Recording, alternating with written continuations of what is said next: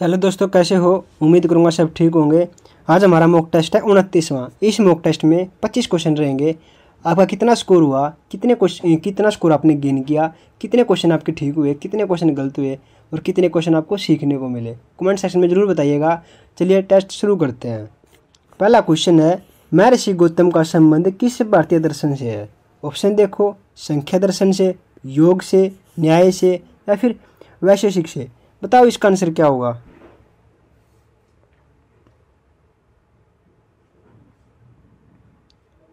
दोस्तों इसका right answer हो जाएगा न्याय से। यानी जो महर्षि गौतम था उसका जो संबंध था वो किस दर्शन से था? वो न्याय दर्शन से था।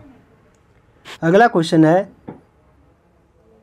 7वीं शताब्दी के प्रारंभ के साथ थानेश्वर और कन्नौज के सिंहासन पर कौन बैठा था? ऑप्शन देखो, चंद्रगुप्त द्वितीय, राजेंद्र चोल प्रथम, कृष्णदेव या फिर हर्षवर्धन। बताओ इसका आंसर क्या होगा।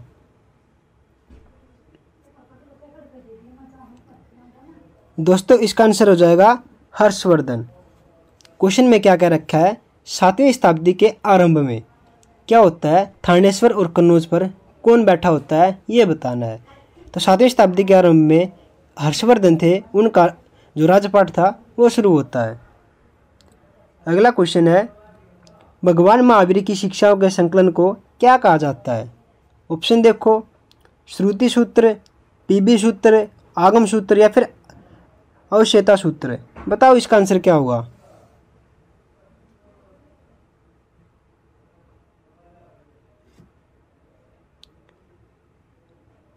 दोस्तों इसका आंसर हो जाएगा आगम सूत्र। भगवान जो महावीर थे उनकी शिक्षाओं को संकलन करने को क्या कहा गया है? आगम सूत्र कहा गया है। अगला क्वेश्चन है, डैश का युद्ध 326 ईसा पूर्व में सिकंदर महान राजा पोरस के विरुद्ध लड़ा गया था। ये बताना है कि वो युद्ध कहाँ पर लड़ा गया था। ऑप्शन देखो, हाइडेस्पेस, तराइन, पानीपत या फिर पलासी। बताओ इसका आंसर क्या होगा।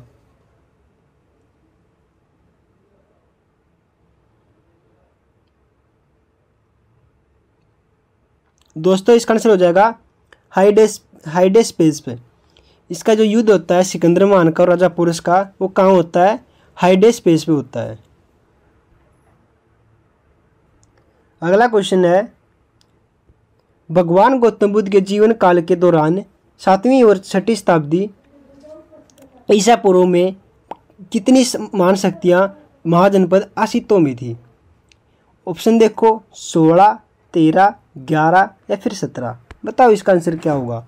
क्वेश्चन में ये बोल रखा है जो भगवान गौतम बुद्ध थे उनके जीवन काल के उस टाइम पे यानी उसके दौरान 7वीं और 6वीं शताब्दी ईसा पूर्व में ऐसी कितनी शक्तियाँ थी जो महाजनपद के रूप में अस्तित्व में थी? बताओ इसका आंसर क्या होगा।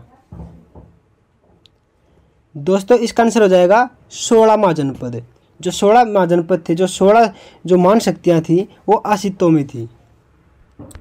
अगला क्वेश्चन है, भारत में एकल नागरिकता की अवधारणा अपनाई गई है, ये बताना है किस देश से अपनाई गई है? इंग्लैंड से, यूएसए से, कनाडा से या फिर फ्रांस से। बताओ इसका आंसर क्या होगा।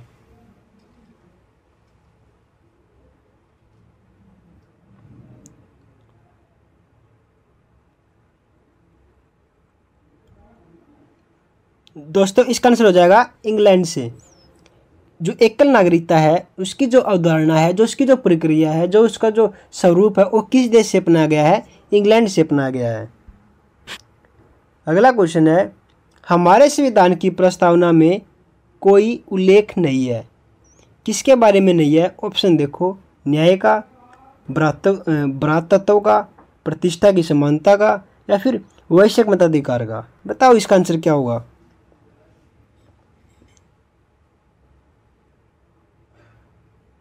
दोस्तों इसका राइट आंसर हो जाएगा वैश्विक मताधिकार का। यानी हमारे जो संविधान है उसकी जो प्रस्तावना है उसमें इसके बारे में कुछ नहीं बता रखा। किसके बारे में? वैश्विक मताधिकार के बारे में। अगला क्वेश्चन है, संविधान की उद्देशिका में समाजवादी और पंथ निरपेक्ष शब्द किसके द्वारा जोड़े गए हैं? ऑप्शन देखो, 16वें संशोधन द्वारा, 7वें संशोधन द्वारा, 42वें संशोधन द्वारा या फिर 44वें संविधान संशोधन द्वारा। बताओ इसका आंसर क्या होगा।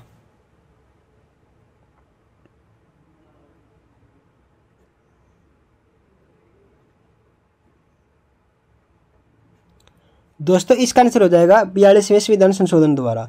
यानी क्वेश्चन में क्या बोल रखा है, संविधान की उद्देशिका में समाजवादी और पंथ निरपेक्ष शब्द, जो दो शब्द है समाजवादी और पंथ निरपेक्ष शब्द, किसके द्वारा जोड़े गए थे, एक ऐसा कौन सा संशोधन था जिसके द्वारा जोड़े गए थे। तो इसका राइट आंसर क्या हो जाएगा, 42वां संशोधन।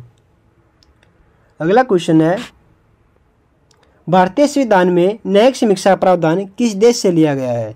ऑप्शन देखो, आयरलैंड से, यूएसए से, ऑस्ट्रेलिया से या फिर कनाडा से। बताओ इसका आंसर क्या होगा।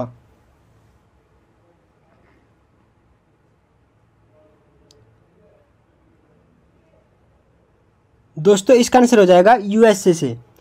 क्या बोल रखा है क्वेश्चन में, भारतीय संविधान में न्यायिक समीक्षा प्रावधान, जो भारत का जो संविधान है उसमें न्यायिक समीक्षा का प्रावधान किस देश से लिया गया है, किस देश के संविधान से लिया गया है। तो इसका राइट आंसर क्या हो जाएगा, यूएसए।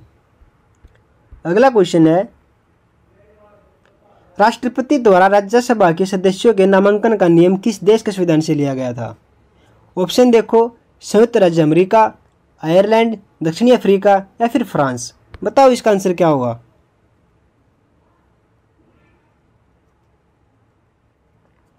दोस्तों इसका आंसर हो जाएगा आयरलैंड। राष्ट्रपति द्वारा राज्यसभा सदस्यों का जो नामांकन होता है, उसका जो नियम होता है नामांकन करने का, वो किस देश से लिया गया है ये बताना है। तो किस देश से होगा, आयरलैंड से। अगला क्वेश्चन है, निम्नलिखित में से कौन सा पूर्णाग्रह है।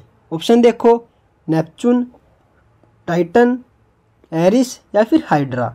बताओ इसका आंसर क्या होगा।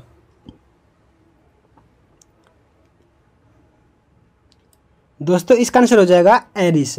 जो एरिस है वो सबसे पूर्णाग्रह है।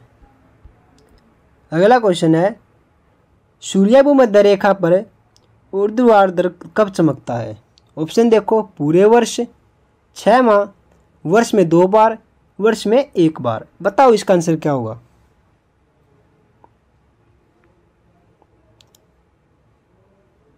दोस्तों इसका आंसर हो जाएगा वर्ष में 2 बार। जो सूर्य है भूमध्य रेखा पर कितनी बार कब चमकता है, तो ये इसका आंसर हो जाएगा वर्ष में 2 बार चमकता है। अगला क्वेश्चन है, यदि कोई सितारा सूर्य से बड़ा है किंतु उससे 2 गुना बड़ा नहीं है, तो वह डैश में से परिवर्तित हो जाता है। ऑप्शन देखो, पल्सर, मैक्सिमा, अवेंजर या फिर डिस्कवर। बताओ इसका आंसर क्या होगा।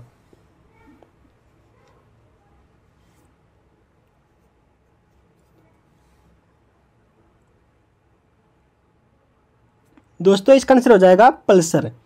यदि कोई सितारा सूर्य से बड़ा है किंतु उससे 2 गुना बड़ा नहीं है, तो वह एक डैश में परिवर्तित हो जाता है। किसमें परिवर्तित हो जाता है, पल्सर में। अगला क्वेश्चन है, तारों तथा आकाशगंगाओं के द्रव्यमानों को डैश के संबंध में व्यक्त किया जाता है। ऑप्शन देखो, पृथ्वी का द्रव्यमान, सूर्य का द्रव्यमान, चंद्रमा का द्रव्यमान या फिर न्यूट्रॉन का द्रव्यमान। बताओ इसका आंसर क्या होगा।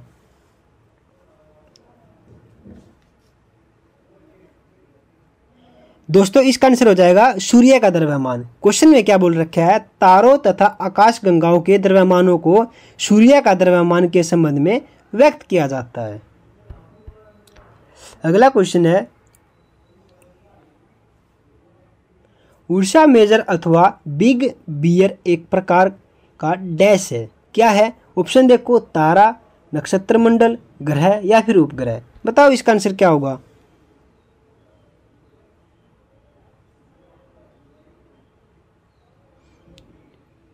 जो उर्सा मेजर है वो क्या हो जाएगा,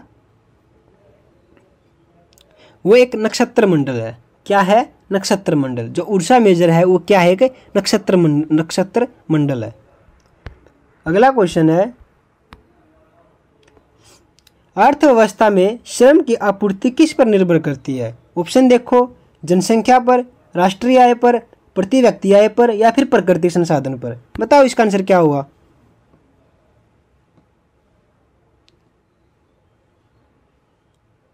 दोस्तों इसका आंसर हो जाएगा जनसंख्या पर। जो अर्थव्यवस्था होती है, जो अर्थव्यवस्था में श्रम की आपूर्ति होती है, वो किस पर निर्भर करती है? जनसंख्या पर निर्भर करती है। अगला क्वेश्चन है, निम्नलिखित में से कौन सा कथन सही है? 4 कथन दे रखे हैं, ये बताना है कौन सा कथन सही है, किस जो वाक्य है उसमें सही बात लिख रखी है, ये बताना है। बताओ जल्दी। ऑप्शन देखो एक बार। किसी वस्तु का मूल्य उसकी कीमत पर निर्भर करता है। किसी वस्तु का मूल्य पूरी तरह से स्थापन वस्तुओं पर निर्भर करता है। किसी वस्तु का मूल्य महत्व तभी होगा जब उसे कोई लेना चाहता हो। किसी वस्तु का मूल्य तभी होगा तब वह मांग की अपेक्षा दुर्लभ होगी। बताओ इसका आंसर क्या होगा?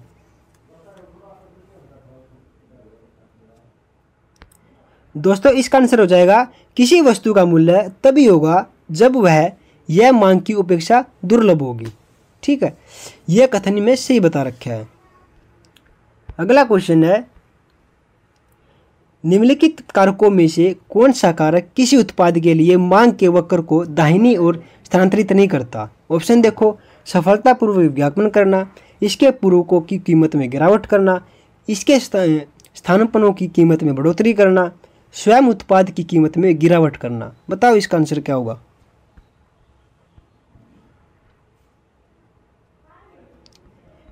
दोस्तों इसका आंसर हो जाएगा इसके पूर्वकों की कीमत में क्या करना? गिरावट करना। अगला क्वेश्चन है, बाजार कब असफल होते हैं?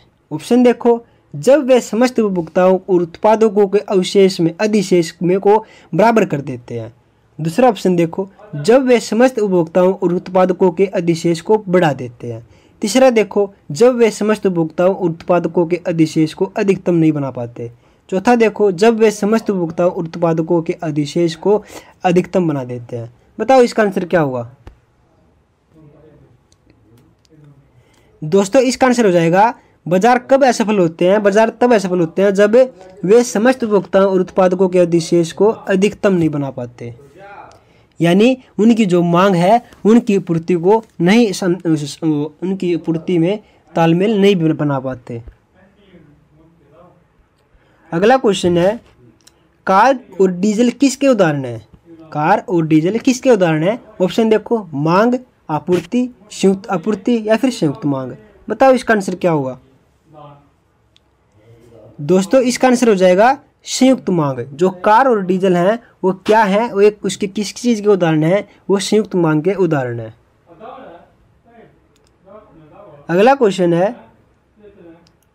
जीवाणु कोशिका में सूत्रकणिका की संख्या क्या है? जो जीवाणु कोशिका होती है उसमें सूत्रकणिका की संख्या कितनी होती है, ये बताना है। ऑप्शन देखो। 1, 2, अनेक या फिर 0। बताओ इसका आंसर क्या होगा? दोस्तों इसका आंसर हो जाएगा 0। जो जीवाणु होते हैं, जीवाणु कोशिका में जो सूत्रकणिका होती है उसकी संख्या कितनी होती है? 0 होती है। अगला क्वेश्चन है, ज्ञात सबसे छोटा प्रोकैरियोटिक जीव है। ऑप्शन देखो।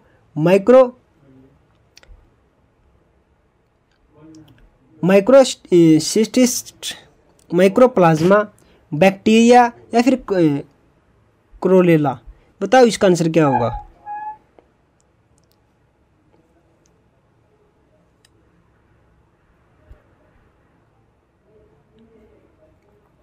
दोस्तों इसका आंसर हो जाएगा माइक्रोप्लाज्मा। जो मतलब ये बताना सबसे छोटा प्रोकैरियोटिक जीव जो क्या है, वो माइक्रोप्लाज्मा। अगला क्वेश्चन है, स्टार्च का शर्करा में परिवर्तन होना किसके लिए अनिवार्य है? ऑप्शन देखो। रणधीर द्वार, रणधीर संवर्त, रणधीर संगठन या फिर रणधीर संवर्धन। बताओ इसका आंसर क्या होगा?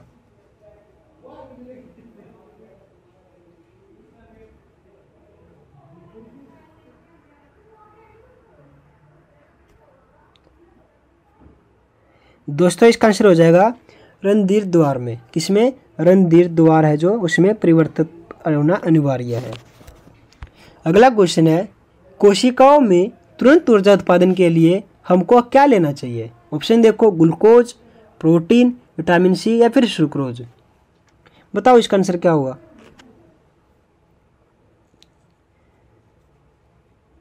दोस्तों इसका आंसर हो जाएगा ग्लूकोज। कोशिकाओं में, सेल में एकदम से एनर्जी लेने के लिए हमें क्या लेना चाहिए? क्या लेना चाहिए? ग्लूकोज। अगला क्वेश्चन है, विषाणु में निम्नलिखित में से कौन सी एक विशेषता नहीं होती? ऑप्शन देखो, परपोषी कोशिकाओं के भीतर प्रजनन, कोशिका भित्ति की मौजूदगी, स्वभाव की पूरी तरह से परजीवी, या फिर डीएनए और आरएनए की मौजूदगी। बताओ इसका आंसर क्या होगा?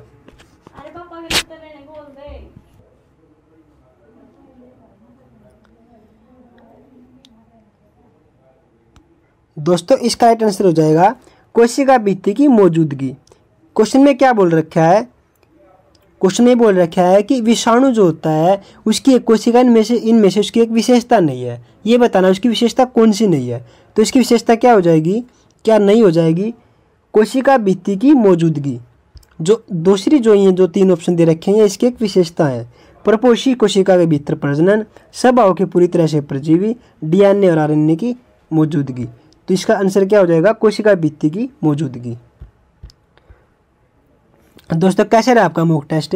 कितने क्वेश्चन आपने ठीक किए, कितने क्वेश्चन आपके गलत हुए और कितने क्वेश्चन आपको सीखने को मिले? कमेंट सेक्शन में ज़रूर बताइएगा।